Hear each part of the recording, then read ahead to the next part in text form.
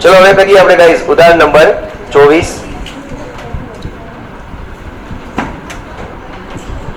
ઉદાહરણ number 24. Okay everyone, ચલો ફટાફટ ડ્રો કરી લ્યો.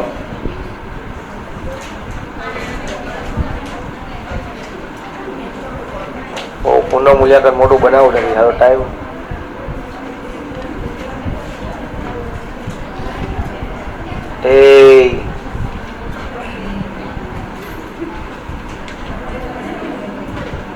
પુનઃ મૂલ્યાંકન ખાતું ઉધાર જમા. તમે લોકો દોસ્તો અહીંથી હોસ્ટેલેથી ઘરે જ્યારે જાઓ ત્યારે આ ચેનલની અંદર બીકોમ ના લેક્ચર હશે ગાઈસ, હે ને? તો જોજો. બીકોમ પછી બેઝિક અકાઉન્ટ ના હશે, એ તો તમારે શીખવું જોઈએ ને બેઝિક ના. તો બેઝિક અકાઉન્ટ ના લેક્ચર હશે. ટેલી ના કદાચ 2-4 લેક્ચર મેં ડેમોસ માટે રાખ્યા છે, એ હશે. ઘણું કામ આવશે, જોજો.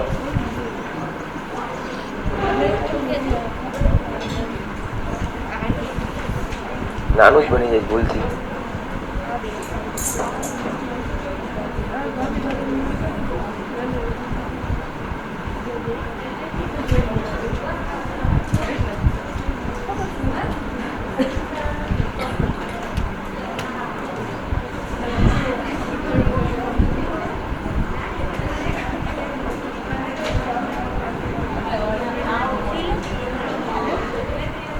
ભાગીદારોના મૂડી ખાતા,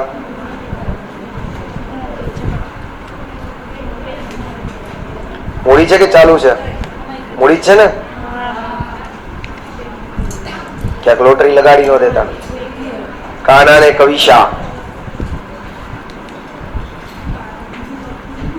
ઓ કાના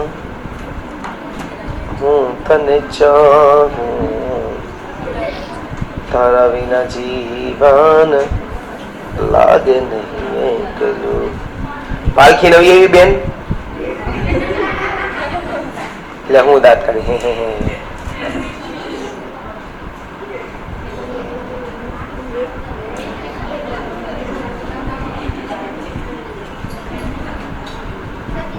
હે રામ, હા રામ.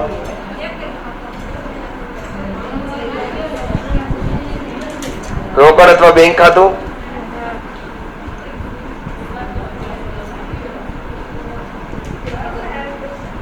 ઉધાર જમા.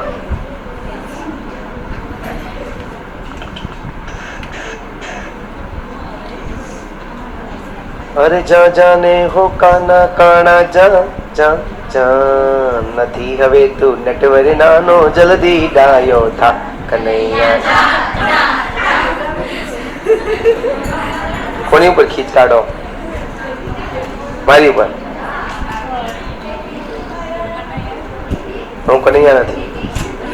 દુનિયામાં કનૈયા એક જ છે, અને એ ભગવાન શ્રી કૃષ્ણ દ્વારિકાધીશ. એનાથી ઉત્તમ કોઈ નહીં.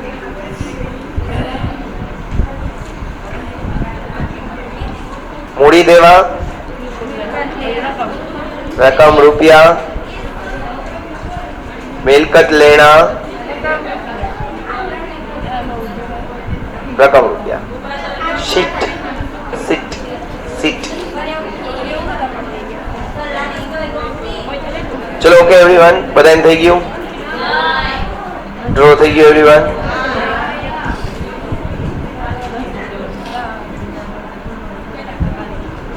ચલો હજી બાકી છે ડ્રો કરવાનો.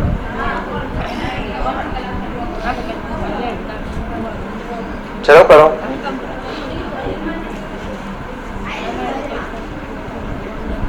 અને શું મજા આવે.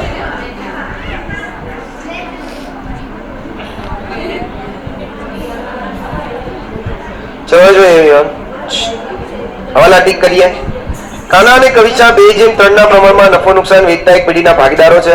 તારીખ 31/3 2:3 ને પેલા અંડરલાઈન કર્યો, એટલે પછી દાખલામાં ગોતવાનો જવું પડે કે જૂનું પ્રમાણ છે 2:3 3 તારીખ 31/3/2016 ના રોજ તેની પેઢીનું પાકું શરીર નીચે મુજબ હતું. મૂડી, આકસ્મિક અનામત, કામદાર, વળતર ફંડ, રોકાણ અનામત, લેણદારો, કાલખાદ અનામત સામે મકાન, યંત્ર, સ્ટોક, દેવાદારો, બેંક રોકડ અને રોકાણો. એના પછી તારીખ 1/4/2016 રોજ તેઓએ પાલખીને નવા ભાગીદાર તરીકે દાખલ કરી. અંડરલાઈન કરો પાલખી એટલે અહીંથી ખબર પડે કે આ દાખલો કેનો છે? પ્રવેશનો. કાના પોતાનો ભાગનો 1/2 ભાગ અને કવિતા પોતાના ભાગનો 1/4 ભાગ પાલખીની તરફેણમાં ત્યાગ કરશે. પેઢીની પાઘડીનું મૂલ્યાંકન 80,000 નક્કી કરવામાં આવ્યું. તો એનો પહેલો હવાલો આપણે કરી જ લઈએ. ચાલો પહેલા ટીક કરી લઈએ પછી કરીએ. કાના અને કવિતા તેમને મળેલ પાઘડી પૈકી 50% પાઘડી ઉપાડી જશે. યંત્ર પર 10% ઘસારો કરો. તો યંત્ર તમને લોકોને જુઓ કેટલાના આપ્યા છે ગાઈસ? 50,000. તો એને 4 નંબર આપો. યંત્રને કેટલા નંબર આપજો? 4 નંબર. દેવાદારોમાંથી 6,000 કાલખાદ તરીકે માંડીવાળોને 15% લેખે કાલખાદ અનામત રાખો. તો દેવાદારો છે એને 5 નંબર આપો અને સામે કાલખાદ અનામત છે એને પણ 5 નંબર આપો. રોકાણોની બજાર કિંમત 15,000 છે જે ચોપડે લાવી. રોકાણોને 6 નંબર આપો અને સામે રોકાણ અનામત આપ્યું એને પણ કેટલા આપો? 6 નંબર. કારીગર વળતર પેટે રૂપિયા 50,000 નો દાવો મંજૂર રાખો. એટલે કારીગર વળતર ફંડ આપ્યું છે એને 7 નંબર આપો. લેણદારોમાંથી 10% લેણદારને ચૂકવવા પડશે નહીં એટલે લેણદારને 8 નંબર આપો. પાલખી મૂડી તરીકે 1,20,000 અને એના ભાગની પાઘડીની રકમ કેવી લઈ આવશે? રોકડમાં લાવશે. તો જે છેલ્લો હવાલો આપ્યો ને ખરેખર પહેલા કરવો જોઈએ. બરાબર ને ગાઈસ? હે ઓકે. ચાલ તો હવે પેલા બાકીની જે વસ્તુઓ છે જ્યાં આપી છે ત્યારે ત્યાં મૂકી દઈએ તો વધારે મજા આવે. સૌથી પહેલા મૂડી, કાનાને કવિશાની મૂડી. તો મૂડી ખાતે જમા બાજુ લખો બાકી આગળ લાવ્યા.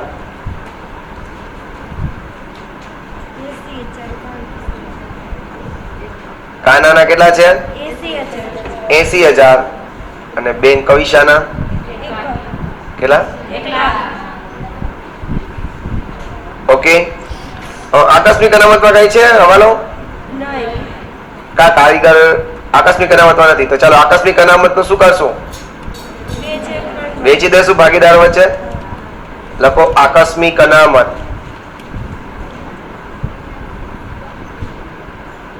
કયું પ્રમાણ હતું? 2/3. તો આકસ્મિક અનામત છે 15,000 અને 2/3 માં વેચો તો 6,000 અને 9,000.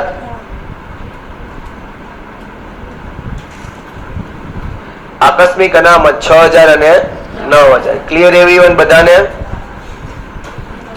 કામદારમાં હવાલો છે, રોકાણમાં પણ હવાલો છે. લેણદારોમાં હવાલો નથી એટલે જ્યાં આપ્યા ત્યાં ને ત્યાં જ મૂકી દઈએ. લેણદારોમાં છે કા? કાલખાદ અનામતમાં છે. મકાનમાં છે? તો ચાલો એને જ્યાં હતા ત્યાં ને ત્યાં જ મૂકી દઈએ. પાકા શહેરમાં મિલકત લેણા બાજુ મકાન કેટલા રૂપિયાનું છે? 1,10,000. યંત્રમાં હવાલો છે, સ્ટોકમાં નથી. સ્ટોક જ્યાં જ્યાં તો ત્યાં ને ત્યાં જ મૂકી દઈએ. સ્ટોક 30,000. દેવાદારમાં હવાલો છે એને છોડી દો. બેંક અને રોકાણ એને ક્યાં લખશું? રોકાણ અને બેંક ખાતે ઉધાર બાજુ બાકી આગળ લાવ્યા. બાકી આગળ લાવ્યા કેટલા છે? રોકાણોમાં હવાલો છે તો અત્યારે છોડી દઈએ છીએ. બરોબર ને ગાઈસ? Guys okay. હવે જોઈએ 9મો હવાલો આપણે પેલા કરીએ. બરોબર છે? 9મો પેલા કરશું ને પછી પેલો બીજો ત્રીજો થશે. હે ને? તો પાલખી મૂડી તરીકે 1,20,000 રોકડા લઈ આવે છે. તો મૂડી તરીકે 1,20,000 પાલખી છે એ ધંધામાં રોકડ લઈ આવે. તો ધંધામાં રોકડ આવે તો ઉધાર એટલે કે રોકડ અને બેંક ખાતે ઉધાર કરો 1,00,000 રૂપિયા. કોણ લઈ આવ્યું છે? પાલખી. તો અહીંયા લખશું પાલખીના મૂડી ખાતે. પાલખીના મૂડી ખાતે. અહીંયા ઉધાર તો પાલખીના મૂડી ખાતે જમા. લખો પાલખીના મૂડી ખાતે જમા બાજુ 1,20,000 રૂપિયા.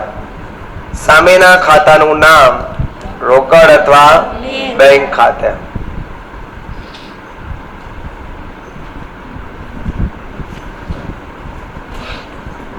એના પછી હવે તેના ભાગની પાઘડી રોકડમાં લાવશે. હવે એના ભાગની પાઘડીની વાત કરે એટલે હવે વર્કિંગ નોટ નંબર 1 ત્યાગનું પ્રમાણ.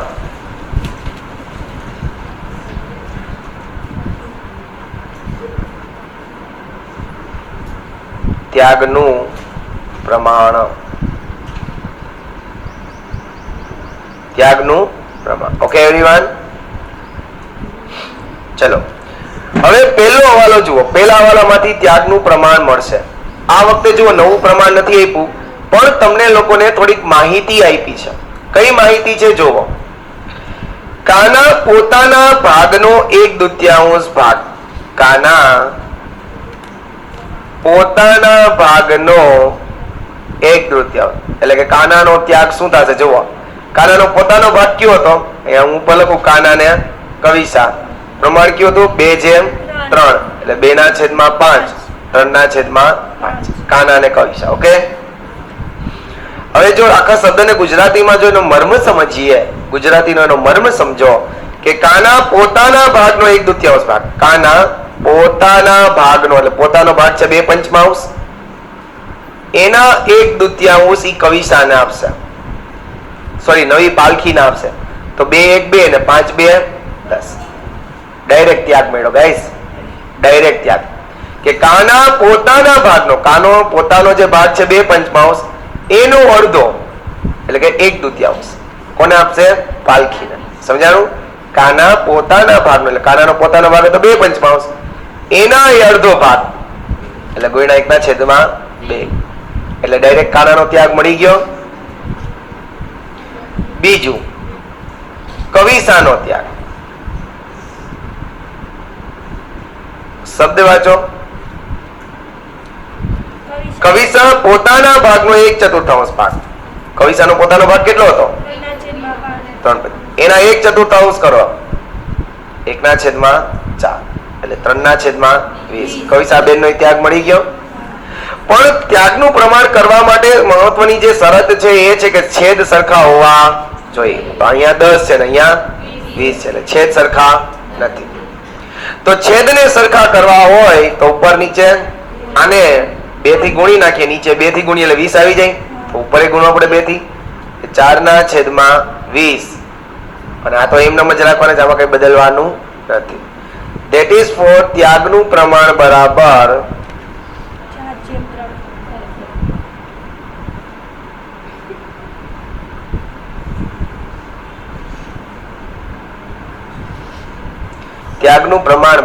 4/3. ઓકે એવરીવન, હવે પ્રશ્ન છે ગાઈસ કે હવે જો 9મા હવાલામાં કીધું કવિસા પાલખી પોતાના ભાગની પાઘડી પેટેની રકમ રોકડમાં લઈ આવશે. એટલે એનો મતલબ એમ છે કે પાલખીનો ભાગ ગોતવો પડશે આપણે પાઘડીમાં. પણ પાઘડીમાં એનો પાલખીનો ભાગ તો ત્યારે ગોતીએ ને જ્યારે પાઘડીનું નફા નુકસાનનું પ્રમાણ આપ્યું હોય. આખા દાખલામાં પાલખીના નફા નુકસાનના પ્રમાણ વિશે ક્યાંય વાત નથી કરી. જો કઈ રીતે આખો દાખલો જુઓ, ક્યાંય આપ્યું છે કે પાલખીનું નફા નુકસાનનું પ્રમાણ કેટલું છે? વાહ છોકરી વાહ. માનો કે તમને રૂપિયા ક્યારે મળે? જો તમને કોક આપે તો ને. તમને કોક આપે તો તમને રૂપિયા મળે ને. તો એનો મતલબ એમ કે પેલા લખીએ વર્કિંગ નોટ નંબર 2 પાલખીનો નફામાં ભાગ. પાલખીનો નફામાં ભાગ એટલે એનો મતલબ એમ કે કાનાનો ત્યાગ હોય પ્લસ કવિસાનો ત્યાગ તો ઓલાનો લાભ થાય ને. કાનો અને કવિસાને રૂપિયા આપે છે તો ઓલાને મળે છે ને, બરોબર? તો કાનાનો ત્યાગ કેટલો હતો? 4/20. બેન કવિસાનો ત્યાગ 3/20. તો પાલખીનો નફા ભાગ કેટલો આવ્યો? 7/20.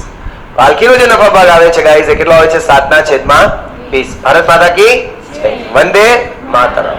અમારી માંગે શું છે? તમારી માંગે શું? ઘરે જવું છે? ચલો સમકલ લઈએ. ચલો સમકલ લઈએ. પાલખીનો અમે તમારા પેરેન્ટ્સ નો કહેવાય.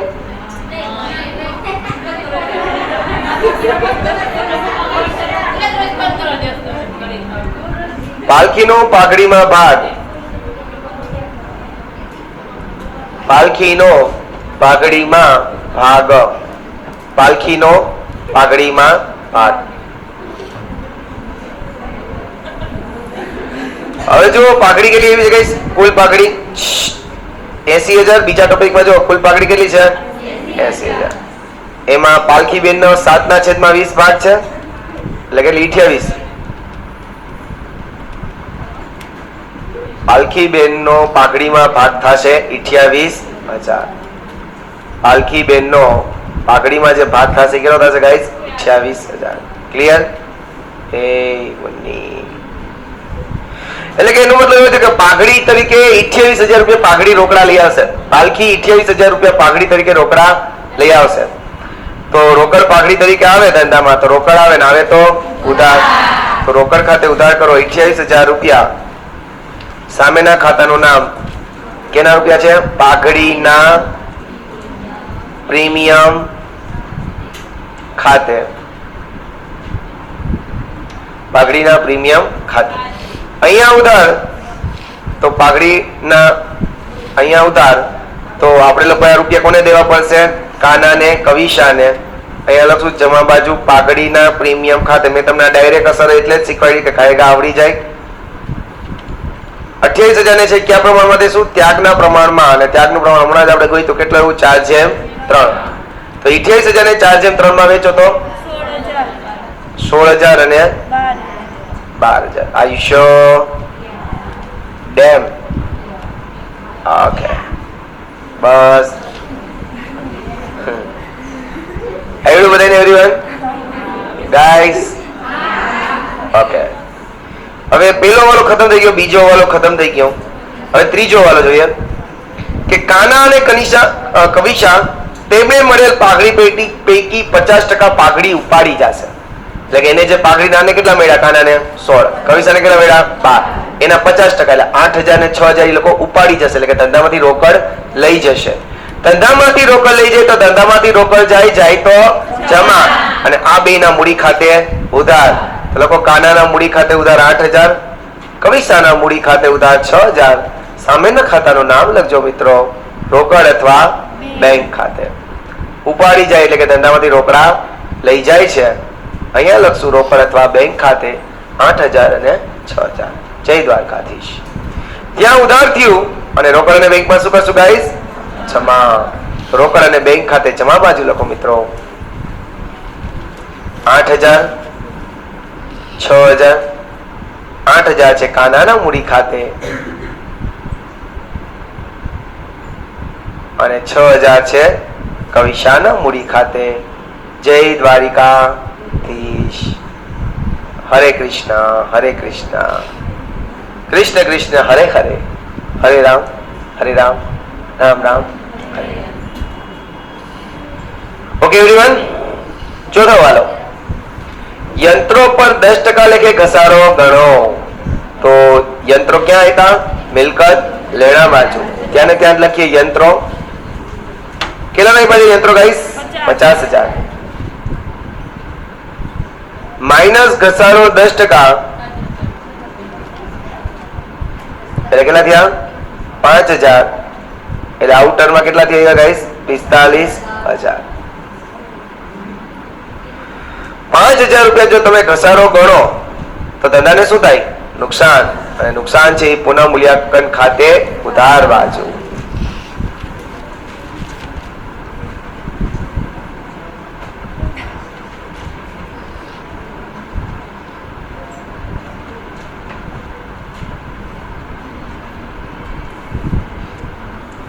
Okay everyone?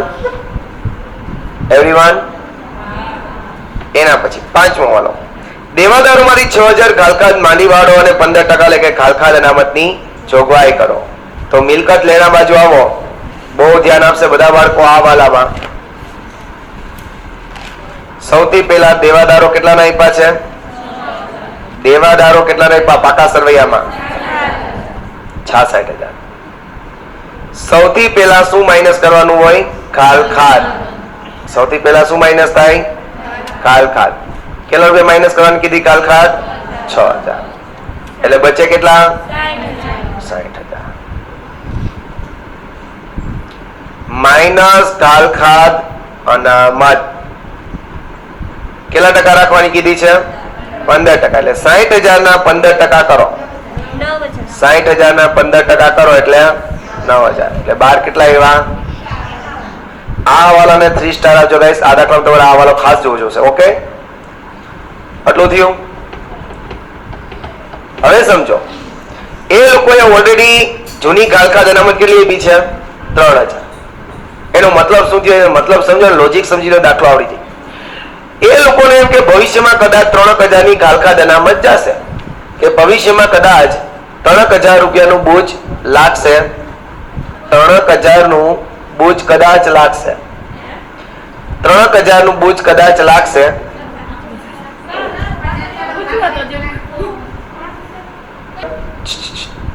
કે એ લોકોને એમ કે સાઈડમાં 3,000 રૂપિયા લાગશે. રાખીએ કાલખાદ અનામત કદાચ બોજ લાગે 3,000 રૂપિયાનો લાગશે તો ચિંતા છે નહીં. કોકે 6,000 નું બૂચ મારી દીધું. કેટલાનું બૂચ મારી દીધું? 6. આપણે સાઈડમાં ખાલી 3 જ રાખ્યા હતા, પણ બૂચ કેટલાનું લાગ્યું?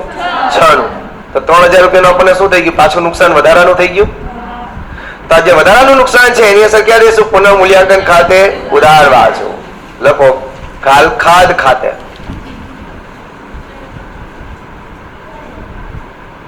કેટલા? 3,000. કાલખાદ ખાતે કેટલા? 3,000. Okay everyone. હવે ઓલરેડી એ લોકોએ કાલખાદ અનામત તો રાખવાની છે પાછી, ઈ તો થઈ ગયું. તોય પાછી કાલખાદ અનામત કેટલી રાખી? 9,000. હજી એમ થયું કે કદાચ 9,000 રૂપિયાનું બોજ લાગે. હજી કદાચ 9,000 રૂપિયાનું બોજ લાગે તો હજી કાલખાદ અનામત પાછી 9,000 રાખી. એટલે ધંધાનું નુકસાન પુનઃ મૂલ્યાંકન ખાતે ઉધાર બાજુ અહીંયા લખશું કાલખાદ અનામત ખાતે 9,000. જય દ્વારકા. Clear everyone? સમજાવું બધાને? That's great. એના પછી છઠ્ઠું, રોકાણોની બજાર કિંમત 15,000 છે જે ચોપડે લાવી. તો હવે જોઈએ કે રોકાણો કેટલાના આપ્યા છે મિલકત લેણા બાજુ? 30,000 ના આપ્યા છે. એની બજાર કિંમત કેટલી છે ગાઈસ? 15,000. તો એનો મતલબ એમ કે એની કિંમતમાં શું થયો? ઘટાડો. કેટલાનો ઘટાડો થયો? 15,000 નો. 30 માંથી 15 ગયા, વેચા કેટલા? 15. 30 માંથી 15 ગયા તો વેચા કેટલા? 15. Okay everyone. હવે રોકાણોની કિંમત 15,000 રૂપિયા ઘટે તો તમને શું થશે? નુકસાન. અને એ નુકસાનને પહોંચી વળવા માટે તમારી પાસે રોકાણ અનામત છે કેટલું? 12,000. તમને એમ કે 12,000 રૂપિયાનું નુકસાન થશે, પણ ખરેખર નુકસાન કેટલાનું થઈ ગયું? 15,000. તો હવે 3,000 રૂપિયા ઘટ્યા કે નહીં નુકસાનીમાં? તો નુકસાનીમાં 3,000 રૂપિયા ઘટે તો એને ક્યાં લખવાનું? પુનઃ મૂલ્યાંકન ખાતે ઉધાર બાજુ 3,000 રૂપિયા રોકાણો ખાતે.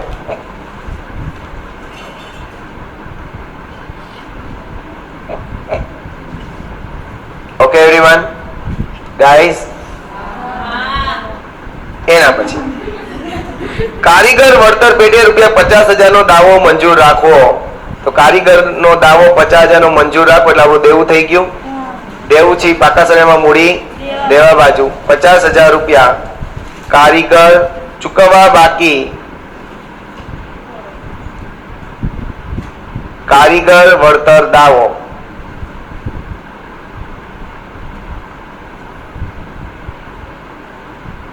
Okay everyone.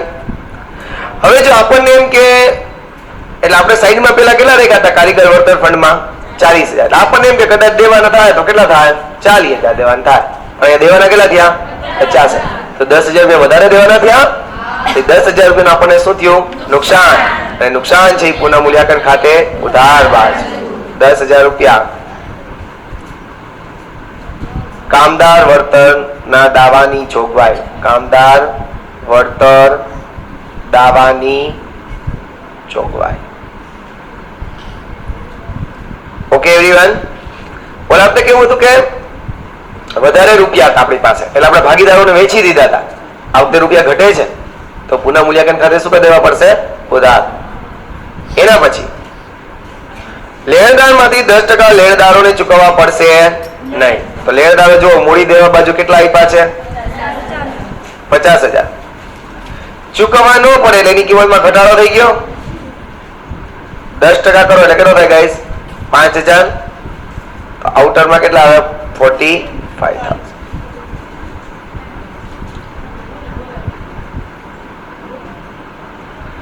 હવે 5,000 ના લેણદારોને રૂપિયા ચૂકવવા ન પડ્યા તો તમને લોકોને શું થઈ જાય? તમારે કોકને રૂપિયા ચૂકવવાના છે અને ચૂકવવાના ન થાય તો તમને શું થઈ જાય? ફાયદો. અને ફાયદો છે એ પુનઃ મૂલ્યાંકન ખાતે જમા બાજુ 5,000 રૂપિયા સામેના ખાતાનું નામ કાઉ લેણદાર ખાતું. Okay everyone, guys clear? Sure? Okay, તો ક્લોઝ કરતા આવશે ને બધાને? અહીંયા ખોટ આવશે, અહીંયા ખોટ આવશે. જોજો 10 ને 3 13 ને 9 22, 22 ને 3 25 ને 5 30, 30,000 ઈ ટોટલ અહીંયા મૂકીએ 30,000. અહીંયા ઘટે છે કેટલા? 25,000. આને કહેવાય ખોટ. કોને દેશું? તરાના ને જીનીશાને. નફા નુકસાનનું પ્રમાણ કેટલું હતું? 2:3. ઇમોશનલ થઈ ગયો. કાના ને કવિશા 2:3 માં આપો તો 10,000 અને 15,000. અહીંયા જમા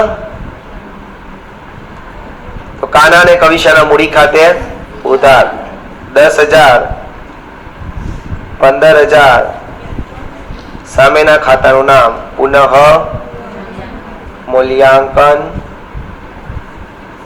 ખાતે. ઓકે એવરીવન, ઉભો થઈ જાવ, એમ બેસી જાઓ, ઉભો થઈ જાઓ. मैं आज भी फेंकी हुई चीजें नहीं लेता. हेलो देखिए एवरीवन, गाइस क्यों ने?